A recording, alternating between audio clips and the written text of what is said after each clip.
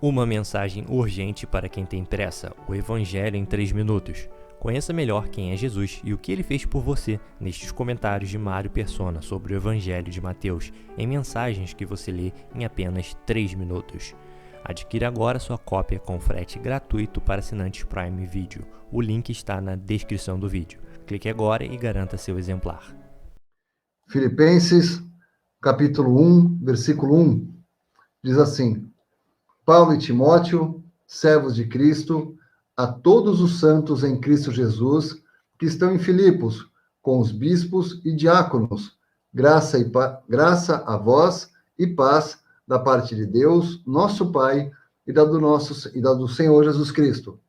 Dou graças ao meu Deus todas as vezes que me lembro de vós, fazendo sempre com alegria oração por vós em todas as minhas súplicas, pela vossa cooperação no Evangelho, desde o primeiro dia até agora, tendo por certo isto mesmo, que aquele que em vós começou a boa obra, a aperfeiçoará até o dia de Jesus Cristo. Como tenho por justo sentir isto de vós todos, porque vos retenho em meu coração, pois todos vós fostes participantes da minha graça, tanto nas minhas prisões, como na minha defesa e confirmação do Evangelho. Porque Deus me é testemunha das saudades que de todos vós tenho, em entranhável afeição de Jesus Cristo. E peço isto, que a vossa caridade aumente mais e mais em ciência e em todo conhecimento, para que aproveis as coisas excelentes, para que sejais sinceros e sem escândalo algum até ao dia de Cristo, cheios de fruto de justiça, que são por Jesus Cristo, para a glória e louvor de Deus. E quero, irmãos, que saibais que as coisas que me aconteceram contribuíram para maior proveito do Evangelho, de maneira que as minhas prisões em Cristo foram manifestas por toda a guarda pretoriana e por todos os demais lugares. E muitos dos irmãos no Senhor, tomando ânimo com as minhas prisões, ousam falar a palavra mais confiadamente, sem temor. Verdade é que também alguns pregam a Cristo por inveja e porfia, mas outros de boa mente. Uns por amor, sabendo que fui posto para a defesa do Evangelho, mas outros, na verdade, anunciam a Cristo por contenção, não puramente, julgando acrescentar aflição às minhas prisões. Mas que importa? Contanto que Cristo seja anunciado de toda maneira, ou com fingimento, ou em verdade. Nisto me regozijo e me regozijarei ainda, porque sei que disto me resultará salvação, pela vossa oração e pelo socorro do Espírito de Jesus Cristo, segundo a minha intensa expectação e esperança, de que em nada serei confundido. Antes, com toda confiança, Cristo será, tanto agora como sempre, engrandecido no meu corpo, seja pela vida, seja pela morte. Porque para mim o viver é Cristo e o morrer é ganho. Mas se o viver na carne me der fruto da minha obra, não sei então o que devo escolher. Mas de ambos os lados estou em aperto, tendo desejo de partir e estar com Cristo, porque isto é ainda muito melhor. Mas julgo mais necessário, por amor de vós, ficar na carne, e tendo esta confiança, sei que ficarei e permanecerei com todos vós para proveito vosso e gozo da fé, para que a vossa glória aumente por mim em Cristo Jesus, pela minha nova ida a vós. Somente deveis portar-vos dignamente, conforme o Evangelho de Cristo, para que, quer vá e vos veja, quer esteja ausente, ouça acerca de vós que estáis no mesmo espírito, combatendo juntamente com o mesmo ânimo pela fé do Evangelho. E em nada vos espanteis dos que resistem, o que para eles, na verdade, é indício de perdição, mas para vós, de salvação, e isto de Deus. Porque a vós foi concedido, em relação a Cristo, não somente crer nele, como também padecer por ele, tendo o mesmo combate que já em mim tendes vistos, e agora ouvis estar em mim.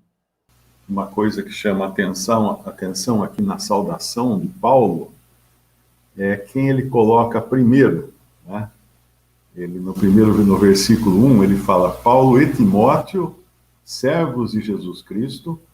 Eles estão juntos aqui, escrevendo essa carta aos santos, aos cristãos em Filipos, a todos os santos em Cristo Jesus que estão em Filipos, com os bispos e diáconos.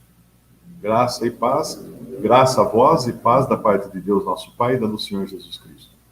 Esse é interessante porque, primeiro, é bom esclarecer, a gente nunca sabe quem está ouvindo, né, o que a gente fala aqui, que santos são todos os salvos por Cristo. A Bíblia não faz distinção em dizer que santo seja alguém que morreu e foi canonizado, ou alguma coisa assim. Isso não existe na Bíblia, isso foi uma invenção humana. A Bíblia sempre se refere, quando Paulo escreve cartas, ele escreve carta aos santos.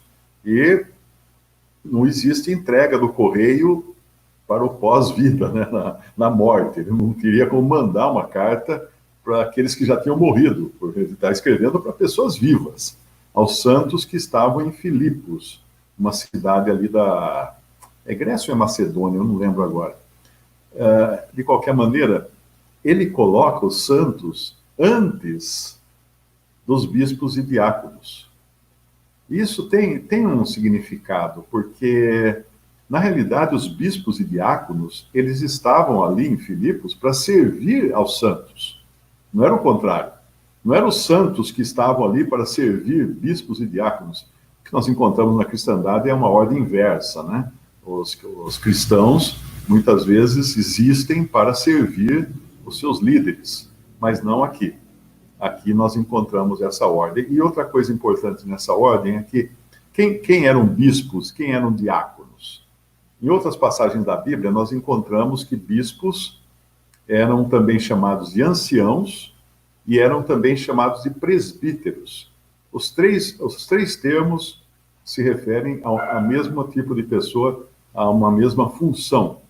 Eles eram como supervisores do rebanho, como zeladores do rebanho. Aqui no meu prédio tem um zelador. Ele vê quem entra, ele vê quem sai. Ele controla a portaria para ver quem entra, quem sai, ele controla tudo. Então, os bispos e diáconos, os bispos, no primeiro, né, eles tinham esse controle de vigiar o rebanho. Uma passagem lá em Hebreus, eles são chamados de pastores, mas lá não é no sentido dos dons de Efésios, capítulo 4,